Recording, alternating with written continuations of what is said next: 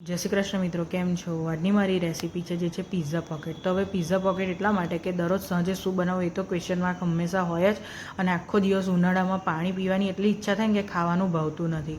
તો મારી જોડે એટલા બધા વેજીટેબલ પણ અત્યારે અવેલેબલ નહોતા, તો મને થયું ડુંગળી, ગાજર અને કેપ્સિકમ હતા અને થોડાક મકાઈ હતા, તો મને થયું લાવો પિઝા પોકેટ બનાવી દઈએ. અને આની અંદર મેં થોડુંક ગ્રેટ પનીર અને ચીઝ એડ કર્યા છે. મસાલાની અંદર જસ્ટ ઓરેગાનો અને ચીલી ફ્લેક્સ એડ કર્યા છે. મીઠું મેં નથી એડ કર્યું કારણ કે સોસમાં પણ મીઠું આવે છે અને ચીઝમાં પણ મીઠું છે. એ બધું જ મિક્સ કરી અને ભાખરીનો જ લોટ હતો, તો ભાખરીના લોટની મસ્ત નાની નાની પૂરી જેવી ભાખરી વણી લીધી અને ત્યાર પછી થોડીક ચીઝ સ્લાઈસ અંદર એડ કરી અને માવો જે તૈયાર કર્યો હતો તે એડ કરી અને આવી રીતના થોડુંક પ્રેસ કરવાનું છે. એટલે જ્યારે આપણે ચડવવા મતલબ તવી પર મૂકીએ ને ત્યારે થોડું ફાટે નહીં, અને જે શેપ આપવો હોય એ તમે આપી શકો છો. આવી રીતના મીડિયમ ફ્લેમ ઉપર 5 થી 10 મિનિટ થાય છે બધા જ પિઝા પોકેટ શેકતા. જો તમારે ફ્રાય કરવું હોય તો ફ્રાય પણ તમે કરી શકો છો.